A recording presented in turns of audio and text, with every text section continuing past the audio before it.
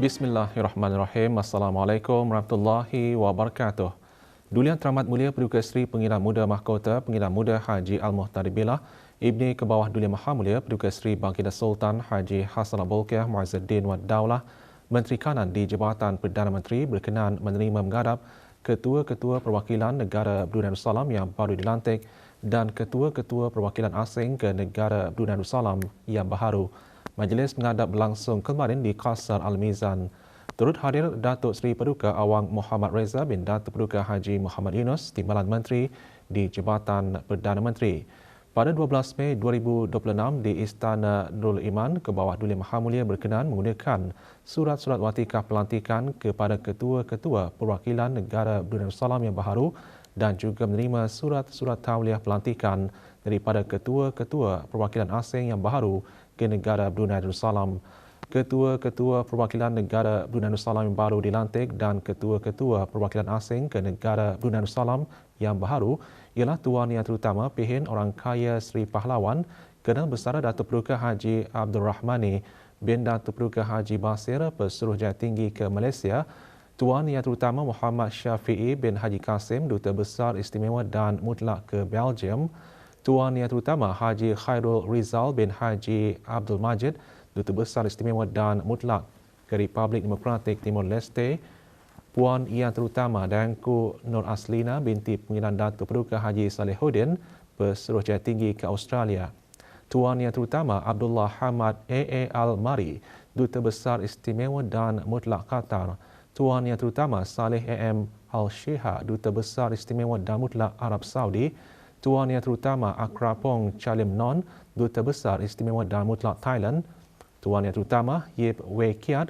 Pesuruhjaya Tinggi Republik Singapura dan Tuan Yang Terutama Nawaf Fahad As-Said Duta Besar Istimewa dan Mutlak Kuwait.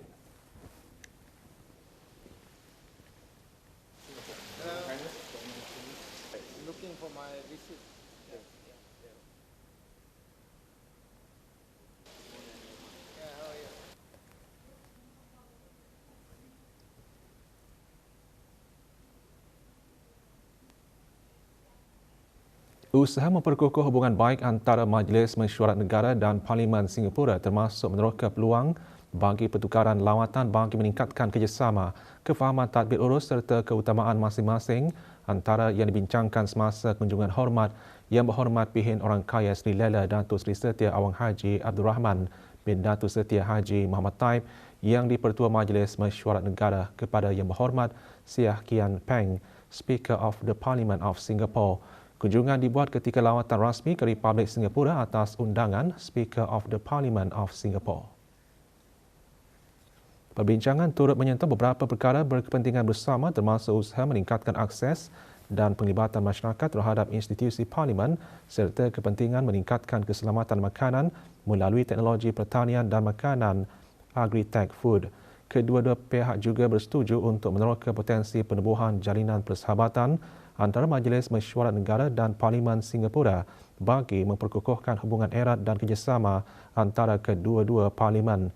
Juga menyertai Yang Berhormat Pihin Orang Kaya Johan Pahlawan Datuk Seri Setia Awang Haji Adnan bin Began Pihin Seraja Khatib Datuk Seri Setia Haji Muhammad Yusof, Yang Berhormat Pihin Orang Kaya Indra Pahlawan Datuk Seri Setia Awang Haji Surya bin Haji Osman, Yang Berhormat Dayang Hajah Rosmawati binti Haji Abdul Mumin dan Yang Berhormat Awang Zainul bin Haji Muhammad, ahli-ahli Majlis Mesyuarat Negara.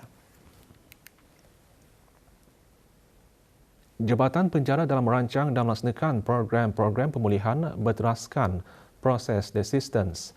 Desistance dalam konteks kriminologi dan sistem penjara adalah merujuk kepada proses seseorang individu berhenti daripada terlibat dalam tingkah laku jenayah dan secara beransur-ansur kembali menjalani kehidupan yang positif serta diterima masyarakat.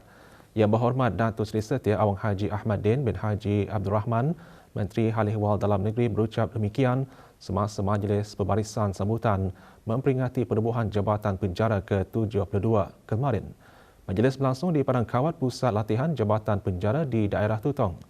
Usaha sedemikian menurut Yang Berhormat menuntut komitmen yang berterusan dalam seluruh pegawai dan anggota Jabatan Penjara di samping sokongan serta kerjasama berterusan daripada pelbagai agensi kerajaan, sektor swasta dan pertubuhan bukan kerajaan melalui pendekatan Whole of Government dan Whole of Nation, dan yang penting sekali adalah dari ahli keluarga. Jabatan Penjara dengan kerjasama Kementerian Pendidikan baru-baru ini telah memberi peluang kepada seramai 32 orang panduan tempatan untuk menduduki peperiksaan GC O-Level. Dalam usaha memperkasa program pemulihan dari aspek keagamaan dan kerohanian, Perambas saya sukacita menyarankan agar Jabatan Penjara meneliti semula insentif di bawah skim tasmik menghafaz Al-Quran bagi menggalakkan penyertaan yang lebih meluas dalam kalangan panduan tempatan, di samping memastikan pelan latihan yang lebih terancang serta bimbingan yang berterusan. Majlis diikuti dengan penyampaian anugerah pekerja cemerlang perkhidmatan penjara bagi tahun 2026 dan penyampaian lencana Brunei Prison Self-Defense.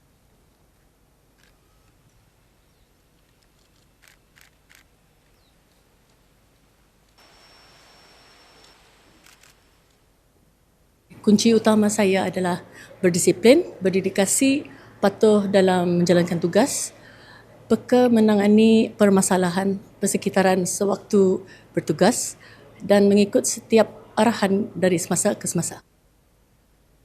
Harapan saya agar seluruh warga Jabatan Penjara supaya akan dapat mengekalkan profesionalisme, mengukuhkan semangat berpasukan, sentiasa meningkatkan kualiti perkhidmatan demi keselamatan, pemulihan dan kesejahteraan negara. Sentiasa komited dan memberikan dedikasi kepada jabatan dan menjaga integriti jabatan agar nama Jabatan Penjara sentiasa harum. Majlis Pembarisan sempena memperingati penubuhan Jabatan Penjara juga diisi dengan perasmian projek penanaman padi Jabatan Penjara Fasa 3. Projek tersebut dilaksanakan melalui kerjasama antara Jabatan Penjara dan Bank Islam Brunei Darussalam serta Jabatan Pertanian dan Agri Makanan. Perasmian projek disempurnakan oleh Yang Berhormat Datuk Seri Setia Awang Haji Ahmaddin bin Haji Abdul Rahman, Menteri Hal Ehwal Dalam Negeri.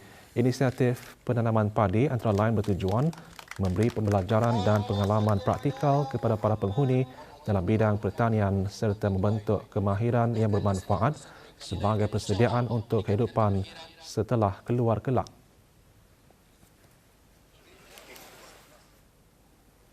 Sebagai usaha memelihara dan meningkatkan habitat semula jadi dan populasi udang galah, Jabatan Perikanan, Kementerian Sumber Semula Utama dan Pelancongan kemarin mengadakan program pelepasan benih udang galah di kawasan perairan Sungai Labu, daerah Temborong. Program merupakan antara aktiviti sampingan sempena Brunei Darussalam ekspedisi dan persidangan mengenai kemampanan laut yang berlangsung sepanjang Mei dan Jun tahun ini. Pelancaran program disempurnakan oleh Yang Berhormat Datuk Seri Setia Dr. Awang Haji Abdul Manaf bin Haji Matusin, Menteri Sumber Semula Utama dan Pelancongan.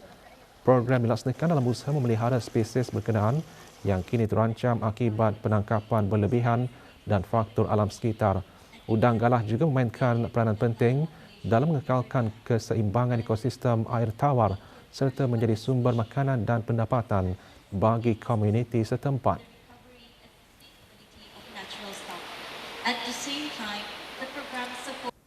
Menyokong aktiviti perikanan tempatan dan mempunyai potensi yang baik untuk pembangunan aquaculture yang mampan sektor ekopelancongan pada masa hadapan. Oleh itu, program restocking yang dijalankan di sungai ini bertujuan untuk membantu memulihkan dan memperkukuhkan populasi udang galah sekaligus memastikan kelestarian stok udang galah liar dalam jangka panjang.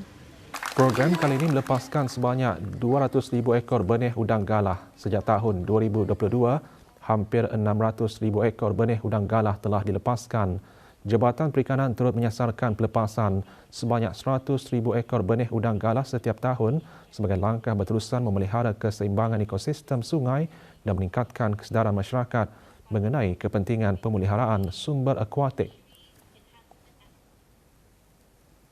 Kementerian Pengangkutan dan Infokomunikasi mengadakan majlis penyampaian pengundian pingat-pingat kehormatan Pingat Kerja Lama PKL Negara Brunei Darussalam sempena Hari Keputeraan ke bawah Dulia Maha Mulia Paduka Seri Baginda Sultan dan Yang di-Pertuan Negara Brunei Darussalam ke-79.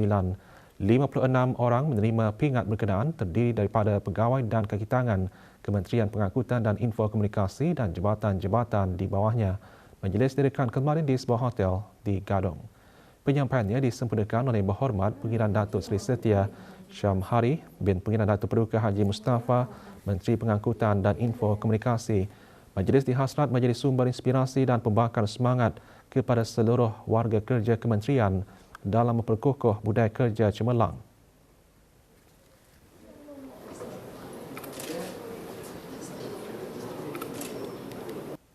Terima kasih ke hadapan Majlis ke bawah Dulia Yang Maha Mulia kerana mengurniakan pingat kehormatan Negara Brunei Darussalam iaitu pingat kerja lama sempena Hari Keputeraan ke bawah Dulia Yang Maha Mulia Paduka Seri Baginda Sultan yang ke-79 tahun. Rasa beramat syukur atas pengurniaan ke bawah Dulia Yang Maha Mulia Sultan Haji Hassanal Bolkiah Muizzaddin Wad Daulah kerana mengurniakan pingat kerja lama. Universiti Islam Sultan Sharif Ali Unisa memperkukuh hubungan akademik dan industri melalui Majlis Makan Malam Undang-Undang 2026. Majlis berlangsung malam tadi di Tarindak di Seni Jalan Residensi. Hadirin berhormat Datin Seri Paduka Dayang Hajah Nur Hashimah binti Haji Muhammad Taib, Peguam Negara. Selain merupakan program tahunan bagi pelajar tahun 3 dan tahun 5 program Sarjana Muda Undang-Undang dan Sarjana Muda Perundangan Syariah, majlis seumpamanya dihasrat menjadi platform dalam memperkukuhkan jaringan profesional antara pelajar dan pengamal industri perundangan. Juga hadir Datuk Seri Setia Dr. Awang Haji Nur Arfan bin Haji Zainal, Rektor Unisa. For we speak. Laporan dari Tanah Suci. Bakal haji negara yang berada di Kota Suci Makkah Al-Mukarramah juga tidak melepaskan peluang untuk menyertai program Malam Munajat Anjuran Kementerian Halih wal Gama. Program antara lain diisikan dengan bacaan Surah Al-Waqi'ah, doa munajat serta tazkirah khas bertajuk Hebatnya Lafaz Talbiyah. Program dihasrat dapat menjadi wadah dalam sama-sama bermunajat mendekatkan diri kepada Allah Subhanahu wa Ta'ala.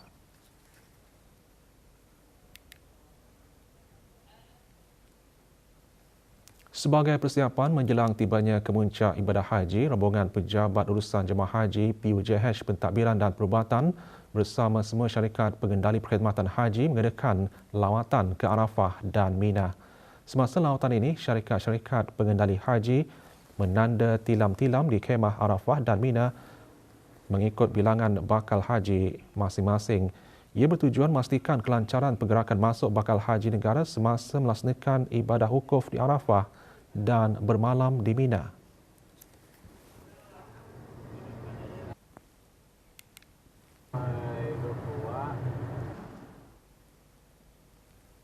Bagi memartabatkan warisan budaya serta mengetengahkan keunikan elemen klasik tempatan, Minggu Warisan dan Klasik Daerah Tutong diadakan selama 2 hari yang berlangsung di kawasan Tutong Culture Street, Pekan Tutong. Acara dianjurkan bersama oleh Jabatan Daerah Tutong, Jabatan Bandaran Tutong dan Badan Kemajuan Kreatif Daerah Tutong dengan kerjasama Majlis Perundingan Mukim dan Kampung serta Tutong Buzz. Perasmiannya disempurnakan oleh Berhormat Awang Abdul Aziz bin Haji Hamdan, Ahli Majlis Mesyuarat Negara. Acara menghimpunkan pelbagai pameran barangan antik dan klasik serta artifak bersejarah yang mencerminkan identiti dan warisan masyarakat setempat. Selain menjadi platform memperkenalkan khazanah budaya kepada orang ramai, acara turut melibatkan penyertaan penggiat seni, usahawan tempatan dan komuniti kampung dalam usaha menghidupkan semula warisan lama agar terus relevan dan dihargai oleh generasi masa kini. Dibuka sehingga hari ini, acara diisi dengan pelbagai aktiviti menarik.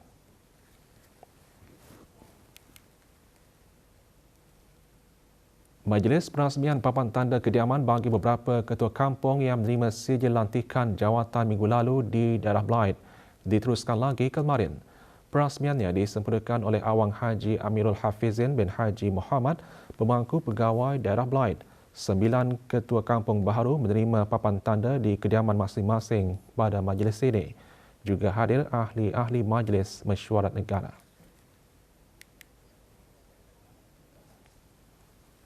27 peserta warga Kementerian Hal Ehwal Agama berjaya menamatkan kursus Bahasa Isyarat Anjuran Bahagian Perancangan dan Pembangunan Sumber Manusia Jabatan Pentadbiran dengan kerjasama Persatuan Bahasa Isyarat Jurualih Kitani Bijak.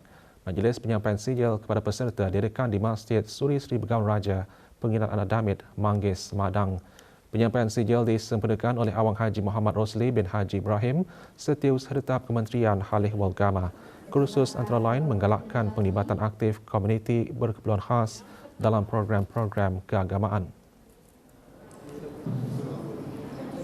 Awang Saufi bin Haji Dayang Nurastita bin Dengan adanya bahasa itu, kami dapat menyampaikan dakwah kepada orang yang berkeperluan khas ini. Jadi dengan adanya sampai dakwah habis dorang itu terlaksanalah tuntutan fardu kifayah kita ni sebagai umat Islam. Kami dapat meningkatkan skill kami untuk menyampaikan dakwah kepada orang-orang keperluan khas. Kerana mereka ini juga sebenarnya mereka ingin mempelajari hukum-hukum agama Kedanim. Dewan Bahasa dan Pustaka DBP terus komited dalam melestarikan bahasa, sastra dan perkasa khazanah ilmu dengan penerbitan 7 buah buku lagi. Pelancaran buku-buku tersebut diadakan semasa Majlis Pantaran Sastra Bedah Karya 1 2026. Majlis berlangsung di Balai Sarma Yuda Dewan Bahasa dan Pustaka Berakas. Pelancaran buku-buku terbaru disempurnakan oleh Dr. Siti Nurhalbi binti Haji Wahsal Felah, Timbalan Setiausaha Kebudayaan, Kementerian Kebudayaan Belia dan Sukan. Penerbitan buku-buku tersebut bertujuan mengangkat karya penulis tanah air ke ruang penelitian masyarakat yang lebih luas dalam mendukung perkembangan bahasa dan sastra di negara ini. Majlis diteruskan dengan sesi bedah karya terhadap novel Hadiatul Haramain yang ditulis oleh Dayang Liana binti Awang Haji Julai atau lebih dikenali sebagai Ana Julai. Karya tersebut telah menerima penghormatan kedua dalam Sayembara Penulisan Noveleh 2021-2022. Seorang warga negara Malaysia dikenakan denda sejumlah $19,200 Brunei setelah didapati memiliki minuman keras tanpa kebenaran yang sah. Andy Wong Kwong Heng berusia 34 tahun didapati memiliki 120 botol minuman keras tanpa kebenaran yang sah. Dia ditahan oleh pegawai pemeriksa kastam di Kompleks Kawalan dan Pemeriksaan Ujung Jalan Temburong pada 21 Mei lalu. Jika gagal membayar denda berkenaan, dia akan dikenakan penjara 13 bulan.